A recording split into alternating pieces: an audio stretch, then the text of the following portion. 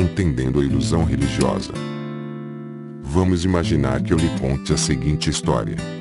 1. Há um homem que mora no Polo Norte. 2. Ele mora lá com sua esposa e um monte de elfos. 3. Durante o ano, ele e os elfos fabricam brinquedos. 4. Então, na véspera de Natal, ele enche um saco com todos os brinquedos. 5. Ele coloca esse saco em seu trenó. 6. Este trenó está atrelado a 8 ou 9 renas voadoras. 7. Então ele voa de casa em casa, pousando nos telhados de cada uma. 8. Ele desce junto com seu saco pela chaminé. 9. Ele deixa brinquedos para as crianças que moram nessas casas.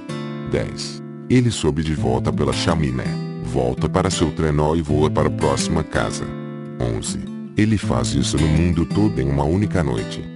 12. Então ele volta para o Polo Norte e o ciclo se repete no próximo ano. Esta, claro, é a história de Papai Noel. Mas vamos dizer que eu sou um adulto e seu amigo, e eu revelo para você que eu acredito que esta história é verdade. Eu acredito nisso com todo o meu coração, e eu tento convencê-lo a acreditar nessa história assim como eu. O que você iria pensar de mim? Você pensaria que eu estou enganado, e com razão. Por que você acharia que eu estou enganado? Porque você sabe que Papai Noel não existe. A história toda é apenas um conto de fadas. Não importa o quanto eu fale sobre o Papai Noel, você não vai acreditar que ele é real. Renas voadoras, por exemplo, são devaneios. O dicionário define engano como falsa crença ou ilusão, apesar de evidências em contrário. Esta definição se encaixa perfeitamente. E já que você é meu amigo, você pode tentar me ajudar a perceber que minha crença no Papai Noel é uma ilusão. A maneira como você tentaria me convencer disso seria fazendo algumas perguntas. Por exemplo, você pode dizer para mim: 1. Mas como o trenó pode carregar brinquedos suficientes para o mundo inteiro? Eu diria que o trenó é mágico e tem a habilidade inerente de fazer isso. 2. Como o Papai Noel entra nas casas ou nos apartamentos que não possuem chaminé? Eu diria que Papai Noel pode fazer chaminés aparecerem, como no filme Meu Papai é Noel. 3. Como o Papai Noel desce uma chaminé se ela estiver acesa? A roupa do Papai Noel é resistente a chamas e autolimpante também. 4. Porque os alarmes de segurança nunca detectam o Papai Noel? Papai Noel é invisível aos sistemas de segurança. 5.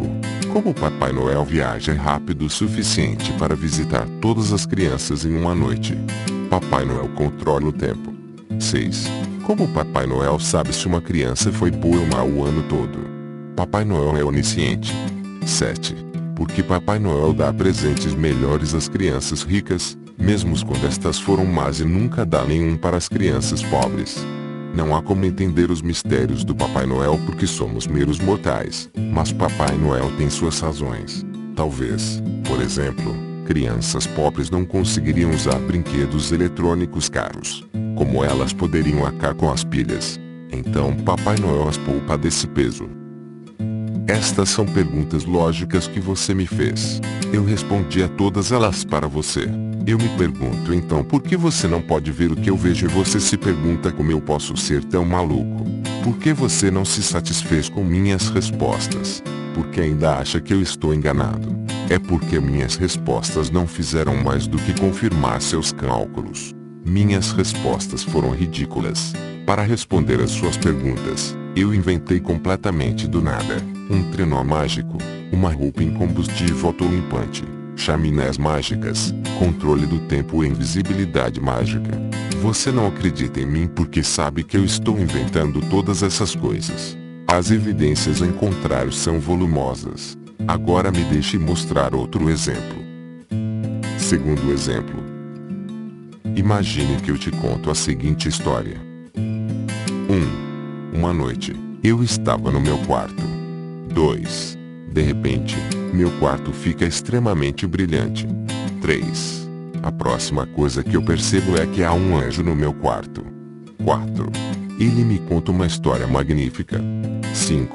Ele diz que há uma pilha de placas douradas enterradas ao lado de uma colina em Nova York. 6. Nessas placas estão os livros de uma raça perdida de um povo judeu que habitava a América do Norte. 7. Essas placas estão escritas na língua nativa desse povo. 8. Um dia, esse anjo me levou até essas placas e me deixa levá-las para casa. 9. Mesmo as placas estando numa língua estrangeira, o anjo me ajuda a decifrá-las e a traduzi-las. 10. Então essas placas são levadas para o céu, nunca mais sendo vistas. 11. Eu tenho o livro com a tradução das placas. Ele conta histórias impressionantes. Uma civilização inteira de judeus vivendo nos Estados Unidos há 2000 anos. 12. E Jesus ressuscitado visita essas pessoas. 13. Eu também mostrei essas placas douradas para certo número de pessoas reais que são minhas testemunhas oculares e eu tenho assinaturas delas confirmando que, de fato, viram e tocaram essas placas antes de serem levadas para o céu. Agora, o que você me diria sobre esta história? Mesmo que eu tenha um livro, em português, que me conta a história dessa civilização judaica perdida, é mesmo que eu tenha atestados assinados por testemunhas, o que você diria? Essa história parece maluca, não?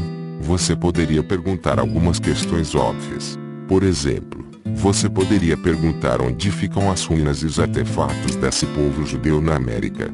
O livro traduzido das placas fala sobre milhões de judeus fazendo todo tipo de coisas na América.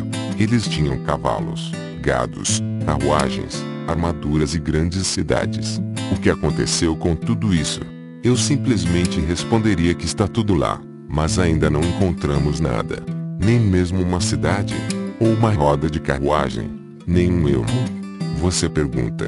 Não encontramos nenhum sinal de evidência, mas está tudo em algum lugar. Você faz dúzias de perguntas como estas e eu respondo a todas elas. A maioria das pessoas acharia que eu estou maluco se lhes contasse esta história. Eles pensariam que não haveria placa alguma, nem um anjo e que eu mesmo teria escrito o livro. A maioria das pessoas iriam ignorar as assinaturas, fazer pessoas atestarem algo que não prova nada. Eu poderia ter pagado as testemunhas ou poderia tê-las inventado. A maioria das pessoas rejeitaria minha história sem dúvida. O que é mais interessante é que há milhões de pessoas que acreditam nesta história de um anjo, das placas e da civilização judaica vivendo na América do Norte há 2000 anos. Esses milhões de pessoas são membros da Igreja Mormon, cuja matriz fica na cidade de Salt Lake, Utah. A pessoa que contou esta incrível história se chama Joseph Smith e ele viveu nos Estados Unidos no começo do século XIX. Ele contou esta história e anotou o que ele traduziu das placas douradas no livro de Mormon. Se você encontrar um Mormon e perguntar sobre esta história, ele passará horas te contando sobre ela. Eles podem responder cada uma das questões que você tiver.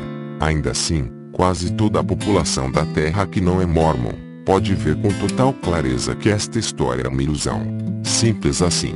Você e eu sabemos com 100% de certeza que a história dos Mormons não é nada diferente da história do Papai Noel. E estamos certos em nossa posição, já que as evidências em contrário são volumosas.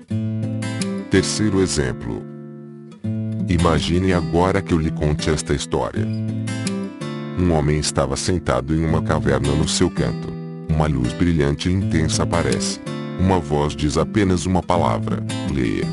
O homem sente como se estivesse morrendo. Isto aconteceu várias vezes. Então o homem pergunta o que devo ler. A voz diz: leia, em nome do Senhor que criou os humanos de um coágulo. Leia que seu Senhor é o mais generoso. Ensinou através do cálumo. Ensinou ao homem o que este não sabia. O homem correu para casa, para junto de sua esposa. Enquanto corria para casa, ele viu a face gigantesca de um anjo no céu. O anjo disse que era um mensageiro de Deus. O anjo também se identificou como sendo Gabriel. Em casa, naquela noite, o anjo apareceu para o homem em seus sonhos. O anjo apareceu para este homem de novo e de novo. Algumas vezes em sonhos, outras durante o dia como sendo revelações em seu coração, algumas vezes precedido por um ribombar de um sino em seus ouvidos, fazendo com que os versos fluíssem de Gabriel diretamente para o homem, e algumas vezes Gabriel simplesmente aparecia em carne e osso. Escribas escreviam tudo o que o homem dizia. Então, numa noite após 11 anos do primeiro encontro, Gabriel apareceu para o homem com um cavalo mágico. O homem subiu no cavalo e o cavalo levou para Jerusalém. Então o cavalo alado levou o homem às 7 camadas do paraíso. O homem foi capaz de ver o paraíso e falar com pessoas nele. Então Gabriel o trouxe de volta para a terra. O homem provou que esteve mesmo em Jerusalém levado pelo cavalo alado, respondendo corretamente perguntas sobre os prédios e pontos geográficos do local. O homem continuou recebendo revelações de Gabriel por 23 anos, e então elas pararam. Todas as revelações foram gravadas pelos escribas em um livro que existe até hoje. Baseado no livro Understanding Islam, de I. Emerick. O que achou dessa história? Se você nunca a ouviu antes, achará que não faz sentido algum. Da mesma maneira que sentiu sobre as histórias das placas de ouro e do Papai Noel, você se sentiria da mesma maneira quando lesse o livro que foi supostamente transcrito por Gabriel, porque grande parte dele é obscura. Os sonhos, o cavalo, o anjo, a ascensão, e as aparições de um anjo em carne e osso. Você ignoraria isso tudo porque é tudo ilusão. Mas você precisa tomar cuidado. Esta história é a base da religião muçulmana, praticada por mais de 1 bilhão de pessoas no mundo todo. O homem é Maomé e o livro é o Corão, também conhecido como Alcorão. Esta é a história sagrada da criação do Corão e a revelação de Alá para a humanidade. Tirando o fato de que 1 bilhão de muçulmanos professam algum nível de crença nesta história, pessoas fora da fé muçulmana a consideram uma ilusão. Ninguém acredita nesta história porque ela é um conto de fadas. Elas consideram o Corão um livro escrito por um homem e nada mais. Um cavalo alado que voa para o paraíso? Isso não existe. Existe tanto quanto renas voadoras. Se você é cristão, por favor, pare um momento agora e olhe novamente as histórias dos muçulmanos e dos mormons, porque é tão fácil ver essas histórias e perceber que são contos de fadas. Como você sabe, com certeza absoluta, que mormons e muçulmanos estão enganados. Da mesma maneira que sabe que Papai Noel não existe. Não há evidências de nenhuma dessas histórias. Elas envolvem coisas mágicas como anjos e cavalos alados, alucinações e sonhos. Cavalos não podem voar. Nós todos sabemos disso. E mesmo se pudesse, ele voará para onde? O vácuo do espaço? Ou o cavalo de alguma forma se desmaterializou e então se materializou no céu? Se for isso, então esses processos foram inventados também. Cada parte destas histórias são ilusões. Todos nós sabemos disso. Um observador imparcial pode ver como são impossíveis essas histórias. Da mesma maneira, muçulmanos podem ver que os mormons estão enganados. Mormons podem ver que os muçulmanos estão enganados e cristãos podem ver que ambos estão enganados. Exemplo final. Agora me deixe contar uma última história. Deus inseminou uma virgem chamada Maria, para poder encarnar seu filho no nosso mundo. Maria e seu marido, José, tiveram que viajar para Belém para se cadastrarem para o censo. Lá, Maria deu à luz ao Filho de Deus. Deus pôs uma estrela no céu para guiar pessoas até o bebê. Durante um sonho, Deus diz a José para pegar sua família e ir para o Egito. Então Deus parou e assistiu enquanto Herodes matava milhares e milhares de bebês em Israel na tentativa de matar Jesus. Como um homem, o Filho de Deus alegou ser o próprio Deus encarnado. Eu sou o caminho, e a verdade, e a vida, ele disse. Este homem fez muitos milagres. Ele curou um monte de pessoas doentes. Ele transformou água em vinho. Esses milagres provam que ele é Deus. Mas um dia ele é sentenciado à morte e morto em uma crucificação. Seu corpo foi colocado em uma tumba. Mas 3 dias depois, sua tumba estava vazia. E então o homem, vivo mais uma vez, mas ainda com seus ferimentos, para que quem duvidasse pudesse vê-los e tocá-los, apareceu para muitas pessoas em muitos lugares. Então ele ascendeu ao paraíso e agora senta-se à direita de Deus, seu Pai Todo-Poderoso, para nunca mais ser visto. Hoje você pode ter um relacionamento pessoal com o Senhor Jesus. Você pode rezar para este homem e ele irá atender suas preces. Ele irá curar doenças, resgatar de emergências, ajudar a fazer negócios e decisões familiares importantes, confortá-lo em épocas de sofrimento e preocupação, etc. Este homem também lhe dará a vida eterna. E se você for bom, Ele tem um lugar reservado no paraíso para depois que você morrer. A razão para que saibamos que isso tudo é verdade é porque, depois que Jesus morreu, 4 homens chamados Marcos, Lucas e João escreveram fatos sobre sua vida. Seus atestados escritos são a prova da veracidade desta história. Esta, claro, é a história de Jesus. Você acredita nesta história? Se você é um cristão, você provavelmente acredita. Eu poderia lhe fazer perguntas por horas e você iria me responder a cada uma delas, da mesma maneira que eu respondi todas as do Papai Noel que meu amigo perguntou na primeira história. Você não consegue entender como alguém pode questioná-la, porque é óbvio demais para você. Aqui está algo que eu gostaria que você entendesse. Os 4 bilhões de pessoas que não são cristãs olham para esta história cristã da maneira exata que você olhou para a história do Papai Noel, dos mormons e dos muçulmanos. Em outras palavras, há 4 bilhões de pessoas que estão fora da bolha cristã e elas podem ver a realidade claramente. O fato é que a história cristã é apenas uma ilusão.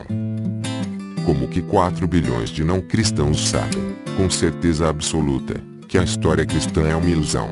Porque a história cristã é igual às outras histórias anteriores. Não há isso de inseminação mágica, estrela mágica, sonhos mágicos, milagres mágicos, ressurreição mágica, ascensão mágica, e assim por diante.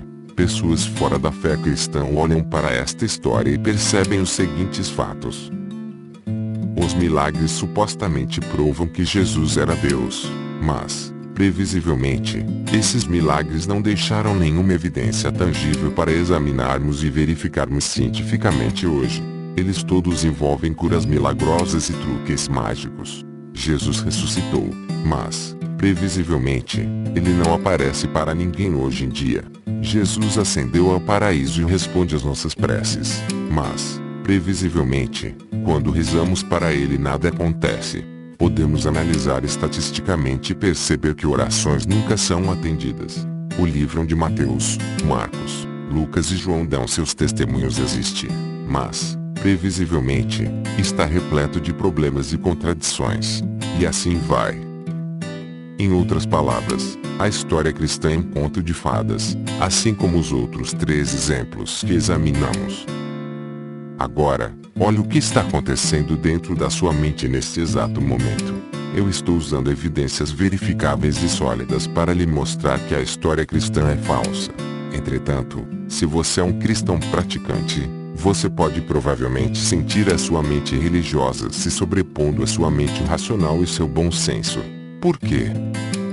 Porque você é capaz de usar seu bom senso para rejeitar as histórias do Papai Noel, dos mormons e dos muçulmanos, mas não a história cristã, que é igualmente absurda. Tente, só por um momento, olhar para o cristianismo com o mesmo nível de ceticismo que você usou nas 3 histórias acima. Use seu bom senso para perguntar algumas questões simples para si mesmo. Há alguma evidência física de que Jesus existiu? Não. Ele se foi sem deixar nenhum traço. Seu corpo ascendeu ao paraíso. Ele não escreveu nada. Nenhum de seus milagres deixaram qualquer evidência permanente. Não há literalmente nada. Há alguma razão para acreditar que Jesus fez mesmo aqueles milagres ou que ele ressuscitou, ou que ele ascendeu ao paraíso? Não há razão nenhuma para se acreditar nisso mais do que temos para acreditar que Joseph Smith encontrou as placas douradas em Nova York ou que Maomé montou um cavalo alado indo ao paraíso. Provavelmente menos ainda, se levarmos em conta que a história de Jesus se passou há 2000 anos e a de Joseph Smith se passou somente há 200. 1. Ninguém além de crianças pequenas acredita em Papai Noel. 2. Ninguém além dos mormons acredita em Joseph Smith. 3. Ninguém além dos muçulmanos acredita em Maomé e Gabriel. 4. Ninguém além dos cristãos acredita em Jesus e sua divindade. Portanto, a questão que eu deixo aqui para você é muito simples. Porque humanos podem detectar contos de fadas com absoluta certeza quando eles vêm de outras fés, mas não podem detectá-los quando vêm da própria fé. Porque eles acreditam que seus próprios contos de fadas estão certos enquanto tratam os outros como absurdos. Por exemplo, Cristãos sabem que quando os egípcios construíram pirâmides gigantes e mumificaram os corpos dos faraós, que aquilo foi uma completa perda de tempo. Se não cristãos construiriam pirâmides.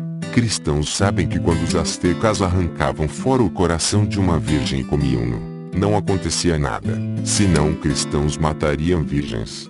Cristãos sabem que quando os muçulmanos se viram para Meca para rezar, que aquilo não faz sentido. Se não cristãos se virariam para Meca quando rezassem. Cristãos sabem que quando os judeus evitam misturar carne com leite e derivados, eles estão perdendo seu tempo. Senão o cheeseburger não seria uma obsessão americana. Ainda assim, quando cristãos olham para a sua própria religião, eles estão, por algum motivo, cegos. Por quê? E não, isto não tem nada a ver com o fato da história cristã ser verdadeira. Sua mente racional sabe disso com certeza, assim como 4 bilhões de pessoas. Este livro, se você permitir, pode lhe mostrar por quê. Uma experiência simples. Se você for um cristão que acredita no poder da oração, aqui temos uma experiência simples que irá lhe mostrar algo interessante sobre sua fé. Tire uma moeda do seu bolso. Agora reze sinceramente para Ra.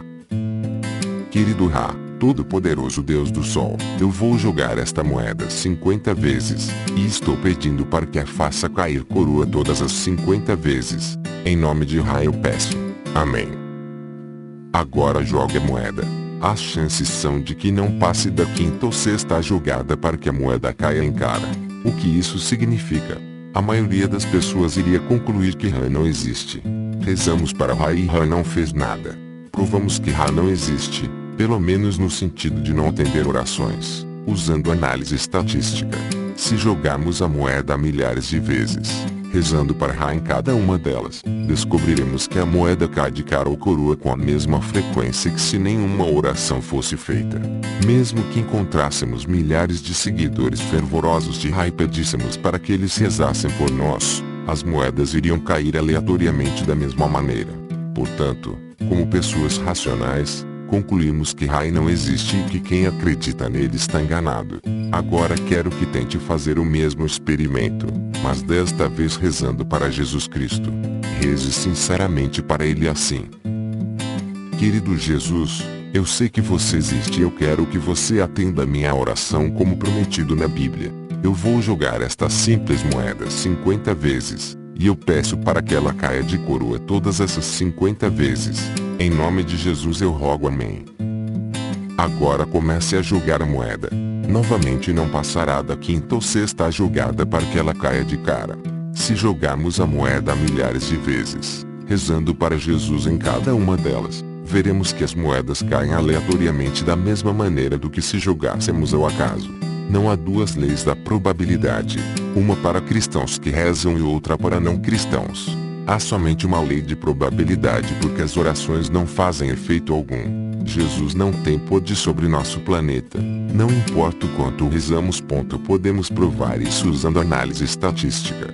Se você acredita em Deus, veja o que está acontecendo na sua mente agora. Os dados foram absolutamente idênticos em ambos os experimentos. Com Ra, você analisou os dados racionalmente e concluiu que Ra não existe. Mas com Jesus, alguma coisa mais irá acontecer. Em sua mente, você já está inventando vários raciocínios para explicar por que Jesus não atendeu suas preces. Não é sua vontade. Ele não tem tempo. Eu não rezei direito. Eu não mereço. Eu não tenho fé suficiente. Não posso testar o Senhor dessa maneira. Não faz parte do plano de Jesus para mim. E assim por diante. Um dos raciocínios que você pode inventar é particularmente interessante. Você pode dizer para si mesmo: bem, é claro que Jesus não atendeu minha oração quando joguei a moeda, porque é trivial demais. De onde veio esse raciocínio? Se você ler o que Jesus diz na Bíblia sobre orações, verá que Jesus não diz nada como não ore por mim sobre jogos de cara ou coroa. Jesus diz claramente que vai atender suas preces e não põe nenhuma restrição sobre o que você pode pedir. Você inventou esse raciocínio do nada. Você é um esperto em inventar raciocínios para explicar Jesus. E o motivo é porque Jesus não atende suas orações. A razão pela qual Jesus não atende suas orações é porque Jesus e Deus não existem.